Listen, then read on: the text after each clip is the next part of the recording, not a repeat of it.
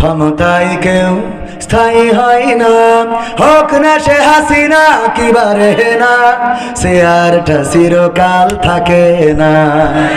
ক্ষমতায় কেউ স্থায়ী হয় না, মুজিবুর বেশি দিন থাকেনি, জিয়াউর কেউ তো রাখেনি। মুজিবুর বেশি দিন থাকেনি, জিয়াউর কেউ তো রাখেনি। এরশাদ চলে গেছে পৃথিবী ছেড়ে, এরশাদ চলে গেছে পৃথিবী ছেড়ে, কেউ আজ তার কথা কয় না। ক্ষমতায় কেউ স্থায়ী হয় না, হাসিনা ক্ষমতা ধরে রাখতে আয়না ঘর বানিয়েছিল, জনগণের রোশানলে দাদার দেশে পালিয়ে গেল। হাসিনা ক্ষমতা ধরে রাখতে আয়না ঘর বানিয়েছিল, জনগণের রোশানলে দাদার দেশে পালিয়ে গেল। ডিবি হারুনের পাশে আর, ডিবি হারুনের পাশে আর পরিমণিদের দেখা যায় না। ক্ষমতায় কেউ স্থায়ী হয় না, হোক না সে হাসিনা কিবারে না, সে আরটা চিরকাল থাকে না। ঠিক না বে ঠিক? গান মানে গান শোনাবো না হজ শোনাবো না হজের হক আদায়? আজকে যে আয়াতটা নিয়ে কথা বলতে চাইলাম, এই আয়াত আমরা পড়ি কোথায়? কবরে। এই আয়াত নিয়েও যদি কথা বলি তাও 2 ঘন্টা লাগবে। তো শর্টকাটে বলি, এই আয়াত কবরে পড়ার জন্য না, এই আয়াতের পরে অবিচার করেন, এই আয়াতের পরে অবিচার করা হয়, জুলুম করা হয়। এই জুলুম কি আপনারা করতে রাজি আছেন? যদি না থাকেন তাইলে আজকে জুলুম করা হবে না কোন জায়গায় পড়লে সেটা কি শিখাই দেব? শিখবেন? শিখবেন? ওগো আমার ভাইয়েরা, ওই যে প্রথমেই উদাহরণ দিয়েছিলাম, যে বিয়ে করেছে তার বিয়ে সম্বন্ধে সাবধান করে লাভ নাই, যে করে নাই তারে সাবধান করা দরকার। এই আয়াতটা প্রথমে নাজিল হয়েছিল মুসা আলাইহিস সালামের উপরে, ফিরাউনকে বলে শোনানোর জন্য। আল্লাহ বললেন, যাও মুসা, যে শিগগিরই ফিরাউনকে শান্ত করো, তারে থামাও, কারণ সে বাউন্ডারি ক্রস করেছে, সে এত জুলুম শুরু করেছে, তারে সাবধান করো। মুসা আলাইহিস সালাম বললেন, কি করে সাবধান করব? তারে তুমি বলবা আমি নবী, আল্লাহর তরফ থেকে এসেছি, আল্লাহ যদি না মানে তাইলে তুমি হাতের লাঠি ছেড়ে দিবা, সাপ হয়ে যাবে। যদি না মানে বগলের নিচ থেকে হাত বের করবা, আগুন চমকাবে। যদি তাও না মানে তাইলে তারে নরম করে বুঝাবা, সফটলি তারে শোনাবা।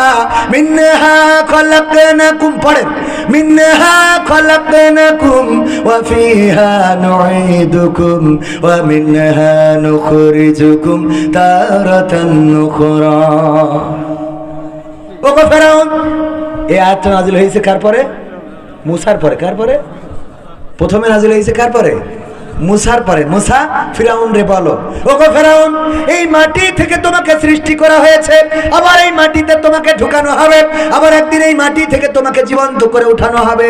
সুতরাং এত ক্ষমতার বড়াই দেখায় লাভ নাই, এত পাওয়ার দেখায় লাভ নাই।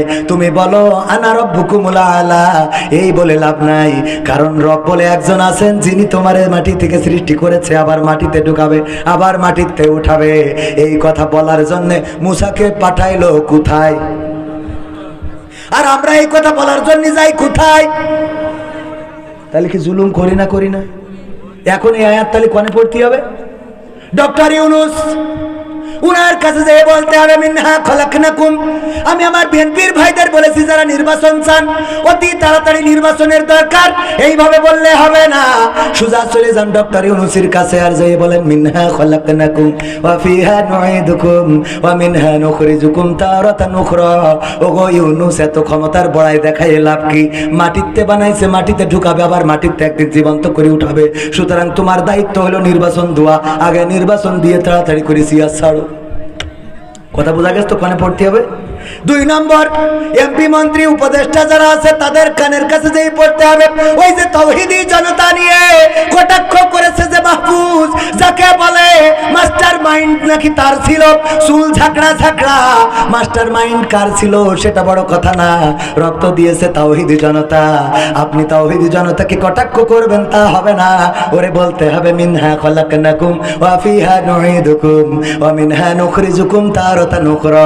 ওগো ওগো মাহফুজ, ওগো উপদেষ্টা, তাওহীদি জনতা নিয়ে কটাক্ষ করো না, তোমারে মাটিতে বানাইছে, মাটিতে ঢুকাবে, মাটিতে উঠা। বুঝেননি? এরপরে পড়বেন, এই গ্রামে সুদখোর আছে না নাই?